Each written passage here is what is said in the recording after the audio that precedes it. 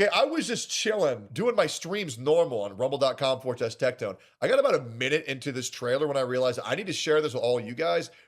This looks fucking incredible. It's called Tides of Annihilation. This is the first time I'm hearing about this. I don't know when this is coming out, but dudes, check this shit out. It's an Arthurian Legend Souls game coming out soon, I think. How is this possible? It looks insane. Look at that. That's like Devil May Cry Virgil type shit. In Tides of Annihilation, it isn't just London Bridge that's falling down. It's the entire city that's been razed to ruins by an unknown presence invading from a mysterious Love otherworld. that shit, bro. And you're the only human survivor left to stop it. This action-adventure, heavily inspired by Arthurian legend, made a serious splash when it was announced early last year. Really? But I was initially concerned that the fast-paced slash-em-up from first... I don't know why I haven't heard of this, or if I have heard of it, I don't know why I'm getting brain gapped right now. But dude, look at this fucking guy. Insane character models, bro. Look at that. The fucking Viking dreads. My God. Time developer Eclipse Glow Games may have been all style over substance. However, after spending roughly 2 hours of hands-on time with a preview... Look at that! Bro! Like fucking demon form Akuma. Look at that fucking thing. And the camera angles are crazy. Bro, this game looks nuts. With a preview build at a recent event, I'm happy to say that Tides of Annihilation feels just as exhilarating to play as it is utterly dazzling to watch. Yeah, I mean, dude, hold on. Look at this chick that's coming up. Look at how beautiful the character models are. You know what I mean? Like, that clearly is an antagonist, right? Because the majority of female antagonists are hard to take seriously because they're always so fuckable. And like, this lady is obviously fuckable, but she's not like Triple J tits massive ass. That's not a problem. But when they're like a character that you're supposed to fucking hate, it is very hot, or it's very hard to hate the really hot bitch. This character is hateable because she just looks evil. I like it. Very well designed. I love the fucking, the outfits too. This shit is nice. And this is what I mean. We don't need female characters to be like slutted out. We just need female characters to look interesting. Right? And this character, they look compelling. Like, I want to know more about who this character is. I don't need her tits and ass to be out to want to know more about this character. She just looks fucking awesome. You are nothing but a worm, while I am destined for glory. Hell yeah. While previous Tides of Annihilation trailers have depicted a Bro, nothing cooler than a fucking, like, just a Benjamin Franklin clock just rotting out in the abyss.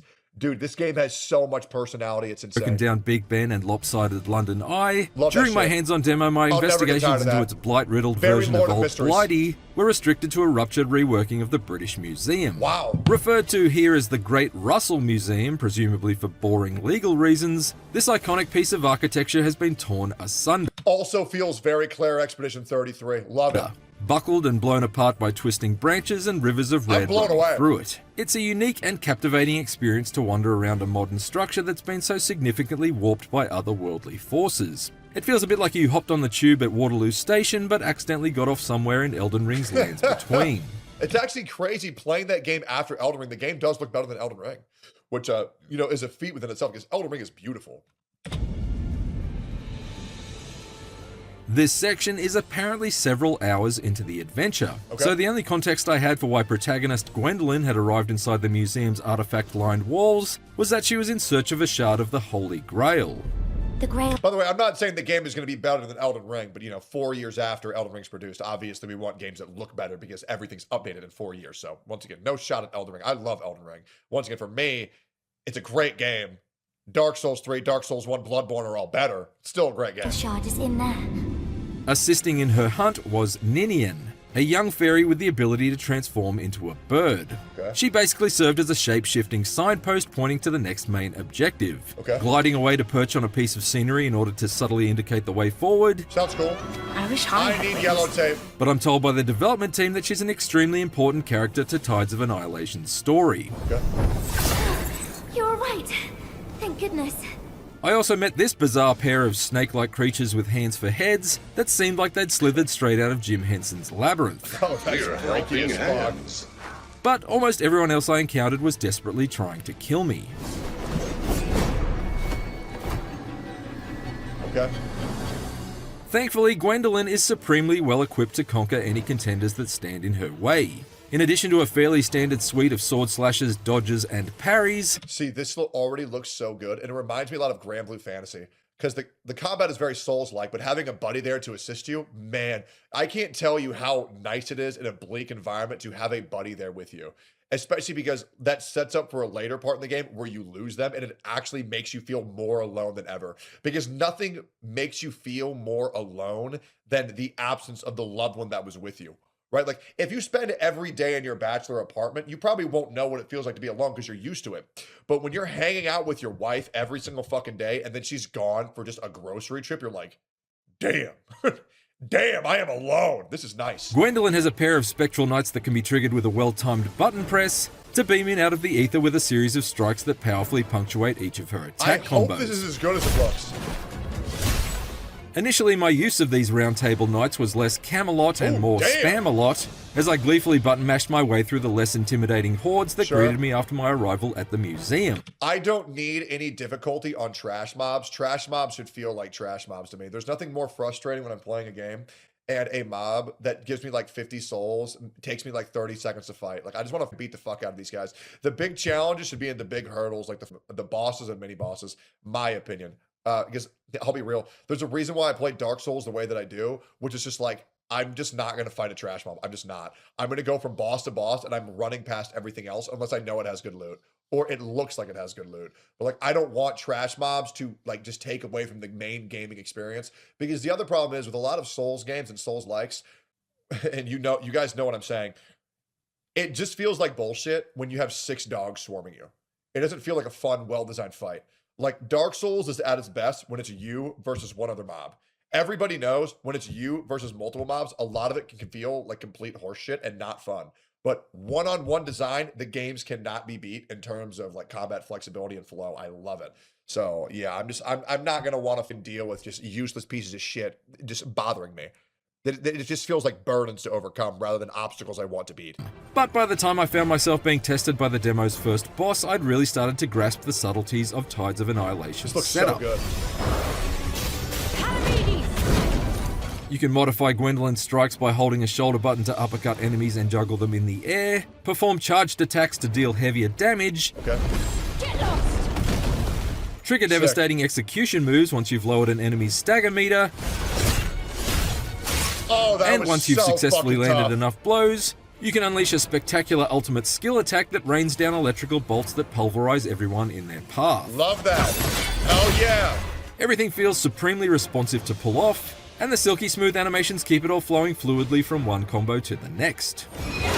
Okay. You can also get strategic in terms of which knights you want to employ. Wow. Oh, dude, this feels like Wuthering Waves right here. What the fuck? Gwendolyn can have 2 pairs of steel-covered soldiers to choose from at any one time. Dude, it feels like a JoJo stand user in the fucking Dark Souls world. I love this shit. Mapped to the left and right buttons of the D-pad so you can switch between them on the fly. Okay. As your stable of spectral sidekicks grows by unlocking new knights from defeating certain sub-bosses, you have the freedom to mix and match these pairs in order to create a loadout that best suits your personal playstyle. Love that. You might want to pair the short-range specialties of the scythe-wielding Bedivere with Gawain's ability to teleport straight to targets, for example. Best way to play any game, infinite movement, light attacks. That's how I love playing my shit. Or medium movement, heavy attacks. But I don't sacrifice my mobility for anything, because that's the most important thing in any of these games. Or perhaps you'd prefer to partner the guard-breaking attacks of Palamedes with Kay's ability to temporarily freeze opponents and buy you some breathing space during a battle. There were 5 knights available in my demo, but the developers told me that was just a small sample of the roster that will be available in the finished game. Love that. And I'm excited to see how creative the combat can become as Gwendolyn's gaggle of guardians grows. Okay. Although it might sound like quite a lot to manage, Tides of Annihilation's greatest magic trick is that it puts you in charge of this spectral horde of King Arthur's cronies without ever bogging down a fight with any form of fiddly micromanagement. Its combat is the way they describe it is so cool. It's like you're like commanding one of the knights of the round. Fuck, it's so badass. Consistently up-tempo, never sacrificing any speed in favor of strategic flexibility. Hell yeah. Okay. Getting your combinations of knights right and efficiently employing their support skills is crucial in order to overcome Tides of Annihilation's beefier boss encounters. Okay. And there were 2 main story villains to overcome in my demo. After battling my way to the museum's Egyptian wing, I was suddenly teleported into a sand-swept desert realm and pitted head-to-head with the polearm-toting Anubis, who unleashed devastating tornado attacks upon a perilous pair of platforms that made up a giant set of scales. God damn! God damn! Later on, I they got like the fucking high quality cinematics like Stellar Blade too, man. This shit looks fucking fire. Faced off against the surprisingly nimble Mordred inside the museum's library in an extremely cinematic multi-phase fight. How boring. Sick. So cool. Mordred filled me with more dread when she eventually emerged from the earth atop a dragon big enough to intimidate a Targaryen, forcing me to take evasive measures as she swooped down and engulfed the combat arena in purple flames. Both of these battles very dark ear to Midir. Absolutely popped with visual flair and challenged me to continually mix up my approach as each boss intensified their assaults.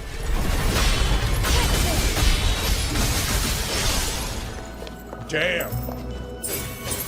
Gwendolyn's armor-suited allies aren't just handy friends to have in battle. A number of their unique abilities can also be employed while exploring the world around that's her. Cool. Speaking of which, here comes practice. The archer, boars, can be used to fire rope arrows in order to create new paths with zip lines. Reminds me of God of War 2018. Or to fire a cleaving great ass on the character too. This character looks great. bolt to tear through ropes that may be suspending treasure chests from a ceiling. Exactly what I need. Oh, there's gear too? Meanwhile, the burly Palamedes has more useful functions than a smartwatch. Dude, that stomp is literally just Kratos. Dude. Anybody who's played God of War 2018, that is literally Kratos just picking up a health relic. They literally pick it up one-to-one. I believe this game took a lot of inspiration from that game for its exploration and its item acquiring. Look at that. It's literally God of War. Useful functions than literally a smartwatch. God of War. Since he can punch through cracked walls or lift heavy doors to open up hidden rooms, as well as drag stone columns or raise heavy crates to create a platform towards objects that are otherwise out of reach. Now, the only problem is this is like Donkey Kong 64, and you need to have a different Kong in order to do different things to interact with the environment. That's going to be really shitty, because then it's going to cause a lot of backtracking and unnecessary tedium.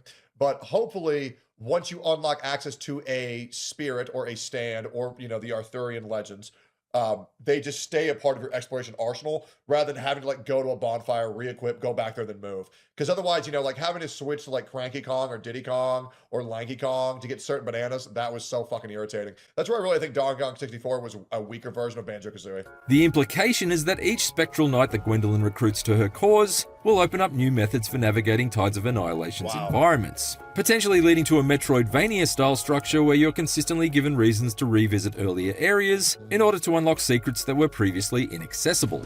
I don't know if I like that. I really don't like any backtracking whatsoever.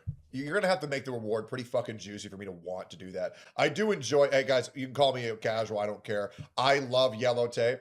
And the reason why is I'm not a big exploration guy. I just want to be put on train tracks for the best thing possible. Like boom, boom. You walk forward, cool thing. Walk forward, cool thing. Walk forward, cool thing. I don't find more enjoyment in finding things because I wandered around aimlessly for an hour and a half. I know that's a take that a lot of people disagree with. I don't like exploration in games when it's not fucking obvious or at least well marked where to go. But then again, and I'm just gonna be completely real, I get lost all the time in real life. I don't know what it is. I'm just horrible with directions. I think it's because I always have something on my mind and I don't pay attention to where I'm going. I'm just trying to make sure that when I'm driving, I'm not getting hit by anybody. This is why I've never been in an accident. I'm trying to make sure I never get hit by fucking anybody. And I always lose track of how the fuck did I get here? It's awful. It's a brain diff. It is. I'm fucking stupid when it comes to directions. Exploring off Gwendolyn's path of destruction also rewards you with optional combat challenges and even additional boss fights. Oh, okay, that's cool. When I wandered into the museum's Chinese gallery, I got a cryptic clue from an NPC about a cursed fiend prowling the building's halls. I will say that there's nothing worse than when an optional boss is one of the best fights in the game, but you have to do 18 different challenges that you have to go out of your way to do that you wouldn't be able to find unless you buy the fucking game guide or Google it. Because it's bro, if this part of the game is so good, why are we hiding it, bro? Put that shit in the forefront. Don't make it so hard to fucking find.